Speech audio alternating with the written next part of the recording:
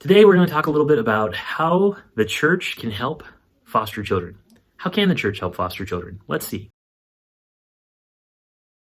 One of the things that the church can do to help foster children is actually train the leaders of both children's ministries and youth ministries, because there's a lot of pitfalls and a lot of mistakes. And by training them on things like attachment, hopefully that will help make them less judgmental of foster parents, and also will help them see the unique training needs, so the unique tweaks that they may need to make to curriculum to help both the parents and the children as they adjust to this new family. So number two, one of the things that a church can do to help foster children is actually find a support community or a support organization and support them. Now, it's often really hard to find agencies or counties that are willing to work with churches, but what you can do is often find an organization that supports children. So, for example, one of these could be your local foster care closet.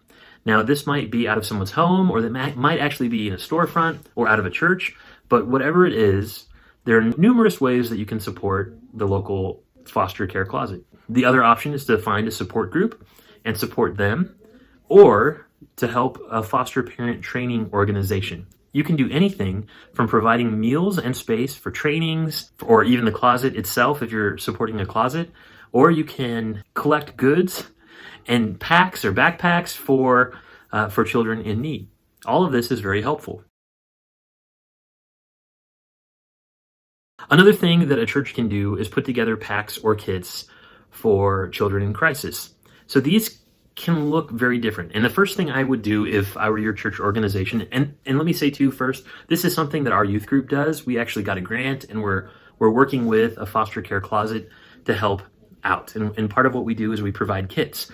So these kits can be a variety of things. They can be kits for kids first coming into foster care, because often the kids first coming into foster care have nothing. Like literally half the kids who've come into our house for foster care come in with absolutely nothing, and we run to Walmart and are like, okay, let's get some PJs, a toothbrush, and whatever. Like we run out and get them stuff right away. So that's one thing your church can do, is put together kits with hygiene products, maybe PJs, just maybe even something to read or a journal, something they can do, coloring book. All of those things are very helpful for a kid first coming in to foster care. Another thing that a kit can be is actually a back-to-school kit. A lot of these foster families are really struggling for money. I can tell you personally that when a kid first comes in, money is tight, because we end up spending a lot of money providing clothes, providing all of these things that we really weren't planning. Like when a kid comes in, it's almost always an emergency. It's almost always quick. And they're like, oh, we have nothing at all. We might even have to buy a bed. So whatever it is, foster families often, if they take a fair number of placements, are really struggling to balance that budget.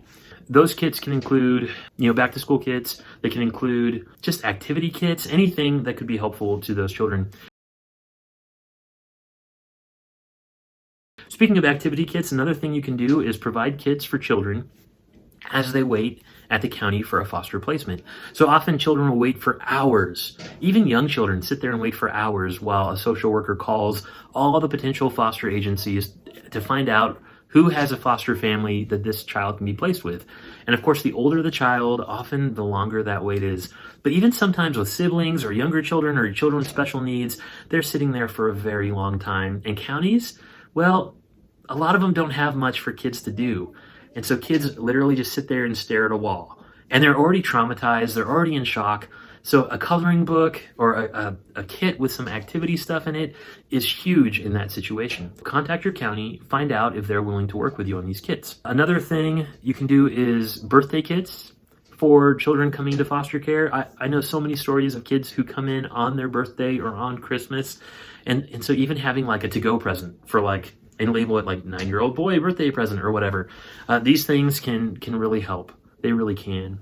It's hard being a foster kid, being removed on your birthday or on Christmas or on Halloween, having a costume or something ready to go. All of those things are difficult. Pray. Have your prayer warriors lift up the foster families in your church. If you can find out who they are, and hopefully your church has some, if not, maybe you need to start preaching on that, because out of a whole church, there should be a few foster families in there. But if there aren't, if you're in a really tiny church, that's okay. I'll give you some other options in a minute. But if you have foster families in your church, find out how you can pray for that family. And they need a lot of prayer. They do. They're dealing with kids from hard places, and when there's kids from hard places, there's hard behaviors. They may sound in some ways like other behaviors, but they tend to be a lot more extreme than another kid's behavior. Pray for those families. They need it. Pray for those kids. They need it. If you don't have those kids in your church, or if you've already got that covered, then maybe call a private agency. County's probably not going to be open to this so much, but call a private agency and ask what social workers can be prayed for, and find out if you can pray for them by needs on a monthly basis or whatever. If you can check in with them on what the agency's needs are so that you can lift those up in prayer. Whatever it is, prayer needs to be a huge part of this, because there's a lot of darkness that happens in foster care, and we need the light to shine through it. And that is the role of the church, is to bring light into the world. There's teacher days, there's office administrator days, there's even pastor days, but there aren't really social worker days, or if there are, I've never heard of anyone celebrating them.